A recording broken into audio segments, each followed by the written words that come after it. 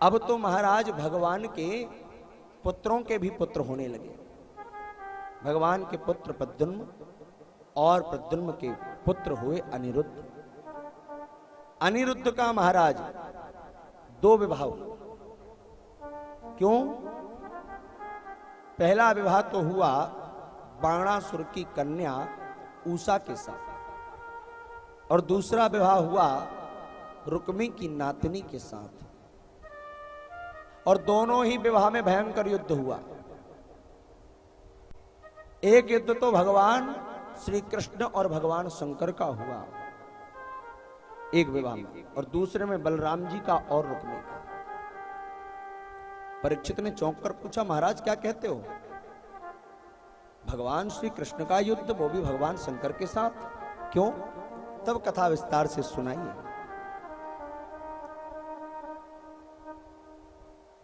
रुक्मणी जी के भाई रुक्मी की नातनी के साथ अनिरुद्ध जी का विवाह हुआ, और उस विवाह में बलराम जी को बार बार छल से रुक्मी हरा देता है चौसर में। कई बार ऐसा हुआ तो आकाशवाणी हो गई। आकाशवाणी ने कहा, तथा ब्रवीण्य भोवाणी वले नहीं वजितो ग्लहा। दूत क्रीड़ा में दाऊ जी की विजय हुई है, परंतु रुक्मी ने छल से इन्हें हराया।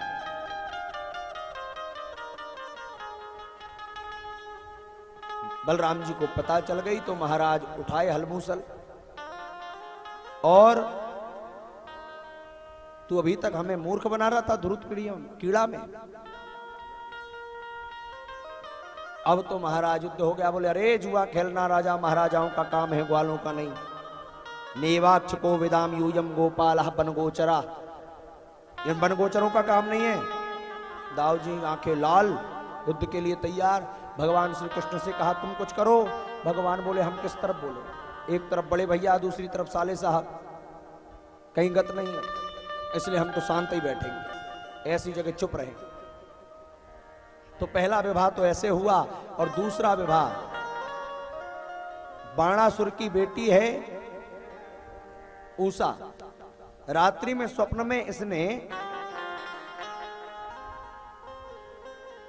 अनिरुद्ध का दर्शन किया, और इसकी एक सखी है जिसका नाम है चित्रलेखा।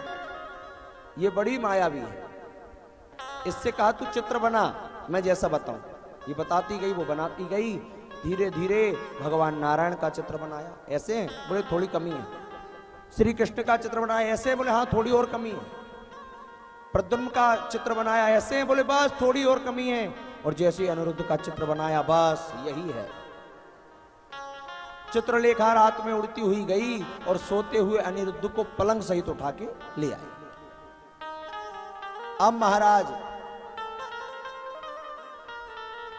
लाकर के बाणासुर के महल में रख दिया। कई दिनों तक अनिरुद्ध बाणासुर के भवन में रहे, बाणासुर को भी नहीं पता। एक दिन वहां से इनका कोई रक्षक निकला तो उषा के कमरे से किसी पुरुष की आवाज सुनाई दी। जाकर के महाराज बाणासुर को बताया, महाराज कन्या यह कुलदूषण। बाणासुर ने कहा, क्या कहते हो? बोले, हाँ महाराज, किसी पुरुष की आवाज। बाणासुर दौड़ा, राजकुमारी उषा के भवन में अनिरुद्ध को देखा, पकड़कर बंदी बनाकर जेल में डाल दिया। अब नारद जी ने द्वारिकाधीश के पास जाकर खबर सुनाई, सरकार बाल बच्चे सब कुशल मंगल से हैं? भगवान बोले, हाँ कुशल मंगल है। बोले सब? बोले सब। भगवान बोले, नारद जी बोले, अनिरुद्ध कहाँ है? बोले, हाँ कुछ दिन से अनिरुद्ध दिखाई नहीं दे रहा है।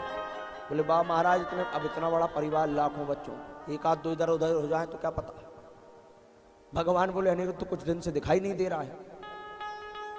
नारद जी बोले, अच्छे से देखो जरा, वो तो बाणासुर की जेल की हवा खा रहा है। भगवान श्री कृष्ण ने कहा, रे नारायणी सेना लेकर के भगवान ने बाणासुर की शोणितपुरी पर आक्रमण कर दिया। ये भगवान शिव का बड़ा भारी भक्त है बाणासुर। अब भगवान शिव ने इसे एक ध्वजा दी थी कि जब तक ये ध्वजा लगी है तेरा बाल भी बाका नहीं होगा, और जब ये ध्वजा गिर जाए समझ लेना तेरी मृत्यु निकट है। आज ध्वजा गिर गई, जैसे ही ध्वजा गिरी समझ गया मेरी मृत्यु मेरे पास आ चुकी है। तुरंत भगवान शिव की शरण में गया। भगवान भोलेनाथ आए, चेला चिंता मत करो, हम यहीं बैठे हैं। द्वार पे भोलेनाथ बैठे हैं। अब भगवान श्री कृष्ण जैसे ही पहुंचे द्वार पे, भोलेनाथ को देखकर नमस्कार किया। भोले बाबा नमस्कार। भोले बाबा ने स्वागत किया, आओ आओ द्वारिकाधीश। और सरकार कैसे आगमन हुआ? भगवान बोले, इस बाणासुर ने मेरे पौत्र को बंदी बनाकर रखा है, इसका दुस्साहस देख करके ही मैं आया हूं। भगवान बोले, इस बाणासुर ने जो किया इसके लिए मैं आया हूं।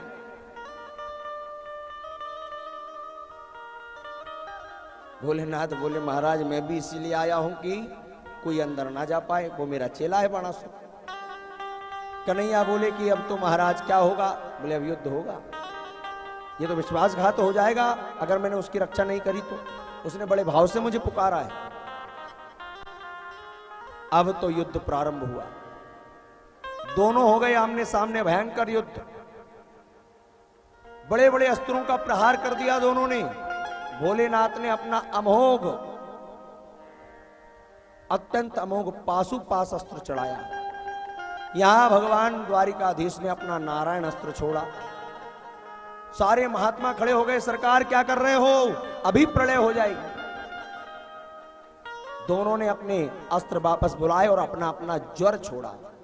भोलेनाथ ने महेश्वर ज्वर छोड़ा, भगवान द्वारिकाधीश ने वैष्णव ज्वर छोड़ा। माहेश्वर ज्वर ने वैष्णव ज्वर की स्तुति गाई और ये दिव्य 4 श्लोकों में स्तुति गाई।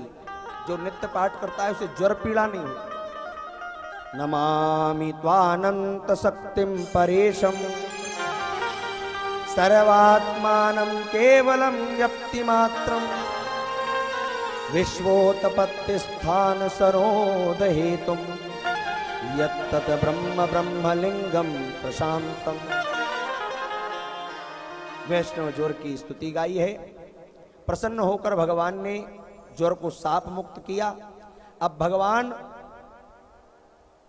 ने जम्हाण अस्त्र छोड़ा, जिससे भोलेनाथ को जमाई आ गई। भोलेनाथ चुटकी बजाते रहे और चुटकी बजती रही और भगवान चले गए अंदर। बाणासुर युद्ध के लिए आया। भगवान ने सुदर्शन चक्र से इसके 1000 हाथ थे, सब काट। अब जैसे ही हाथ काटे, जब बाणासुर के 4 हाथ बचे, घबरा गया, प्राण बचाकर भागने लगा। तो उसकी मां कोटरा देवी उस समय पर महाराज नग्न होकर आ गई। भगवान ने मुंह घुमा लिया और बाणासुर प्राण बचाकर भाग गया। अंत में भगवान को लाकर के अनिरुद्ध और अपनी पुत्री उषा दोनों दी कि प्रभु इन दोनों का मैं विवाह करके आपको देता हूं।